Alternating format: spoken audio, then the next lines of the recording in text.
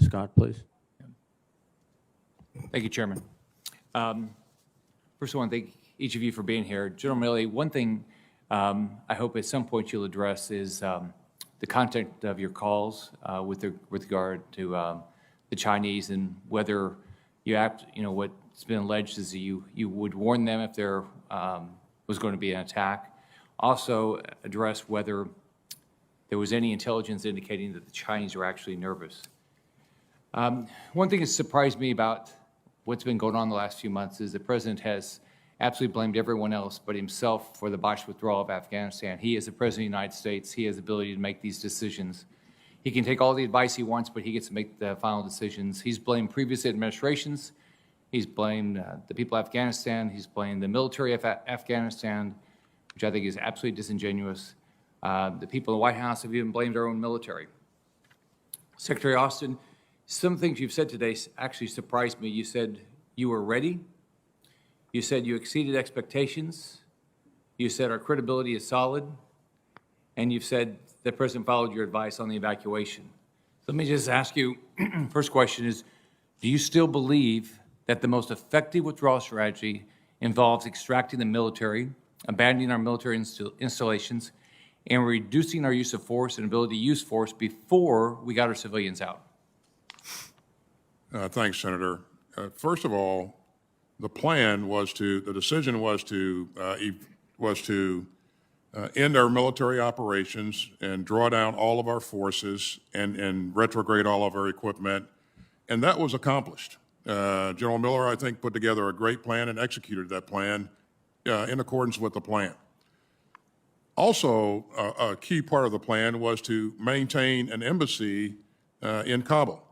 And maintaining that embassy would allow us to continue to engage the government, to continue to provide resources to support the Afghan security forces. So the plan was to leave a diplomatic presence there. And in conjunction with that plan, we also were going to leave a small military force there to help secure the embassy. So that was the plan, Senator. But you didn't address the issue that you made all these, if it was your plan, you've acknowledged it was your plan, and your plan said you would do all these things before we got our civilians out. I mean, when in the history of this country have we ever had the U.S. military say and have a plan that we will take our military out first before we take our civilians? I can't imagine that. When you say civilians, are you talking American about the citizens. American citizens? Yeah. Now, the American citizens would come out once a non-combatant evacuation is declared. And until that point, typically we don't evacuate all the citizens in the country. But we didn't hear. There's American citizens still there. And we continue to remain engaged and work to get those citizens out, Senator.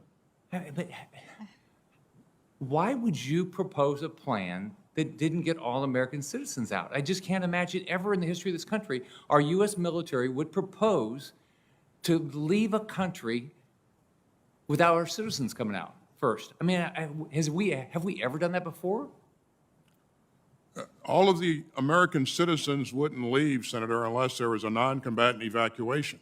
And, you know, the plan was to leave the embassy there, to continue to address the needs of our American citizens, to engage with the government. And so that was a part of the plan. Not, again, the plan was never to evacuate the American citizens and leave the embassy there. Did it bother you when the President went on national television and said that he would not leave until all American citizens were taken out? Did it bother you that when he said that? Because it clearly was not truthful. Senator, you heard me say several times that we're going to work as hard as we can for as long as we can to get every American citizen out that wants to come out. And we continue to do that to this day. Well, I'm running out of time, but one thing I want, when we have next round, I want to understand what decisions would you make differently today to save those 13 lives of servicemen and women that we lost at the Kabul airport? But thank you very much. Thank you, Mr. Chairman. Senator, if I could comment on your first opening comment, if I may.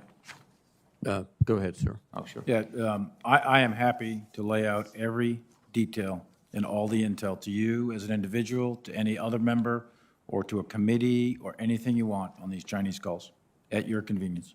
Happy to do it. Thank you. Thank you. Thank you, Senator Scott. Senator Duckworth, please.